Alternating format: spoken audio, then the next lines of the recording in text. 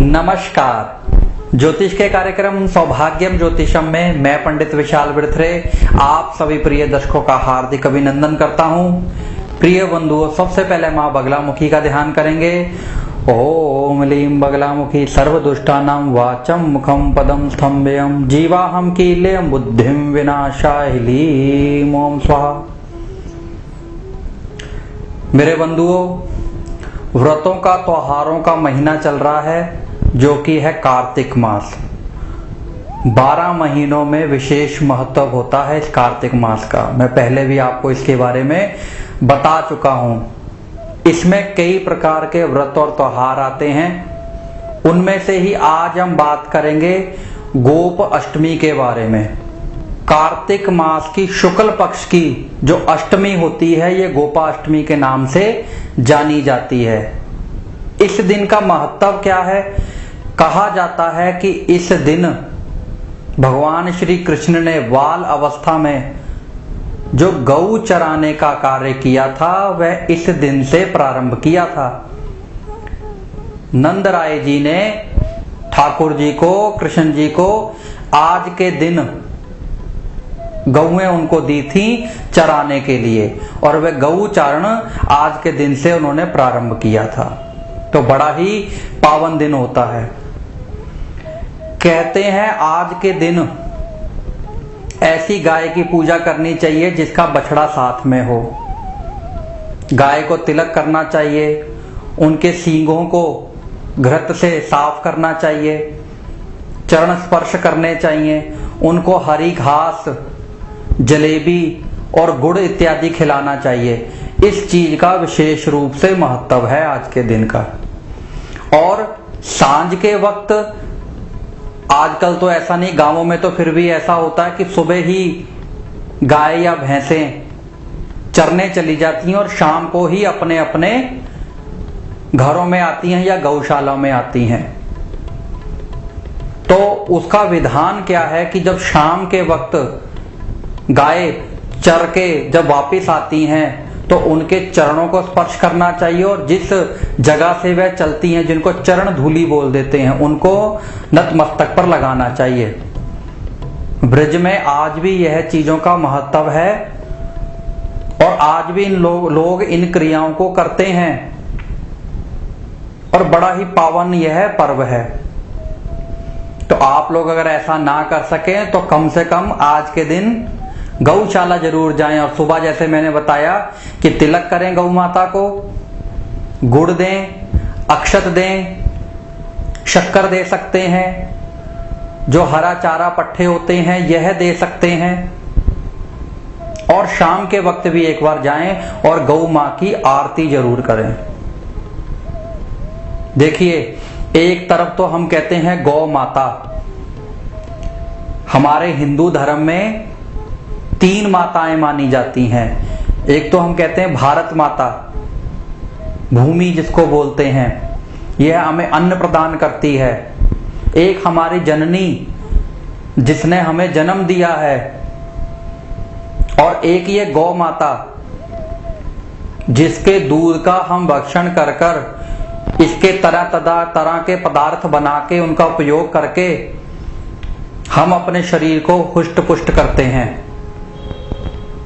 तो हमें इनका आदर सत्कार जरूर करना चाहिए।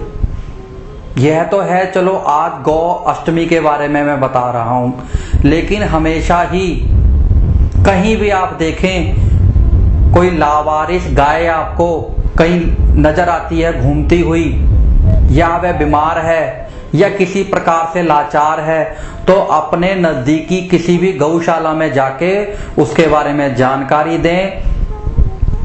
आज भी हमारे समाज में कुछ ऐसे धनाढ्य लोग हैं जो इनके ऊपर कार्य कर रहे हैं। गौ संस्थान बनाए गए हैं, गौशालाएं बनाई गई हैं, उनके लिए चिकित्सा रखी गई हैं और तरह तरह की जो भी उनकी जरूरतें हैं उनका विशेष ध्यान रखा गया है। और यहां तक कि अगर आप उनको फोन कर देते हैं कि फलानी जगह पर हमने ये गाय देखी है, तो वह अपनी गाड़ी भेजकर उस गाय को वहां से लेकर जाते हैं और उसको गौशाला में भिजवाते हैं। दूसरी बात, कहीं भी देखो कि गौ माता पर अत्याचार हो रहा है तो हमारे को जागृति चाहिए। इस समय में बहुत ज्यादा कत्लेआम हो रहे हैं गौओं के ऊपर, तो उस चीज को भी हमें रोकना है। तो ज्यादा नहीं तो कम से कम कहीं देखें गौ के लिए अत्याचार हो रहे हैं तो आप उसकी शिकायत भी कर सकते हैं। कई प्रकार के गौ रक्षक दल बने हुए हैं। हमारे समाज में जागृति की जरूरत है। एक ऐसा ही नहीं कि आज के दिन गौ अष्टमी है, चलो तो पंडित जी ने भी कह दिया है, हम जाते हैं थोड़ा गुड़ वगैरह दे आते हैं।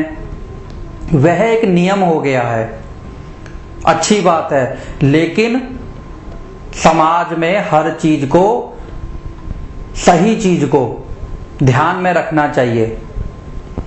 जिस तरह मैंने दशहरे के ऊपर भी बताया था कि दशहरे का मतलब ही है कि अपने अंदर से किसी ना किसी बुराई को निकालना।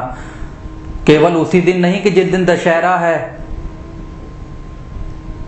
हम अपने अंदर कभी भी किसी कमी को देखते हैं, उस समय उस रावण रूपी शक्ति को देख सकते हो कि उसका क्या हाल हुआ था, उसने बुराई का साथ दिया था।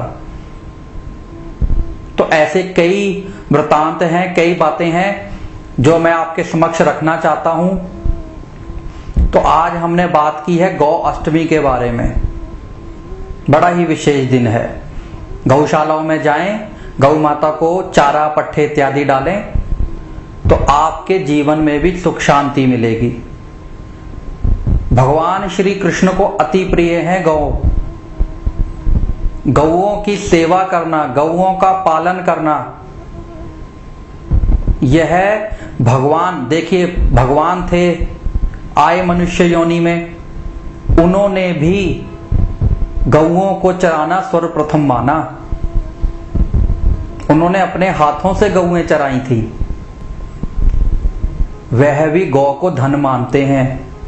कहते हैं सभी देवी देवताओं का वास, सभी ऋषियों का वास गौ के अंदर होता है। तो यह गौ अष्टमी है, गोपाष्टमी, कार्तिक शुक्ल पक्ष की जो अष्टमी तिथि को आती है। बड़े ही पावन दिन चल रहे हैं, इनका ध्यान करें और अपने जीवन को पुण्य बनाए, मंगलमय बनाए। आज के दिन भगवान श्री कृष्ण ने गौओं को चराने का जो अभियान किया था वह आज के दिन से प्रारंभ किया था। नंद बाबा ने आज के दिन भगवान श्री कृष्ण को गौओं चराने के लिए दी थी। तो बड़ा शुभ दिन है। आप भी गौशालाओं में जाएं, गौओं को चारा दें, गुड़ इत्यादि खिलाएं, उनको तिलक करें इस तरीके से कि जैसे अपनी मां को पूज रहे हों। यह सब क्रियाएं करें, आपके जीवन में भी धन धान्य की वृद्धि होगी। इतना ही कहते हुए मैं आपसे इजाजत चाहता हूं। नमस्कार। अगर समस्या है तो समाधान भी है। अपनी समस्याओं के समाधान हेतु आप पंडित विशाल जी से उनके कार्यालय में आकर भी मिल सकते हैं। अगर आप अपने घर, दुकान, ऑफिस, फैक्ट्री आदि में वास्तु विजिट के लिए किसी भी शहर में पंडित विशाल जी को बुलाना चाहते हैं तो इस मोबाइल नंबर पर संपर्क करें। आप रत्नों द्वारा अपने भाग्य, नौकरी, व्यवसाय को और बेहतर बना सकते हैं। आप ओरिजिनल एवं सर्टिफाइड रत्नों को पूजा विधि द्वारा एवं शुभ नक्षत्र में धारण कर सकते हैं।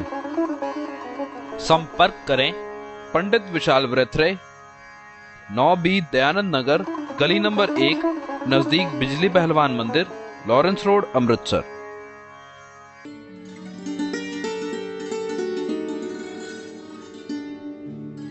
पंडित विशाल व्रथरे का ज्योतिष कार्यक्रम सौभाग्यम ज्योतिषम इन समय पर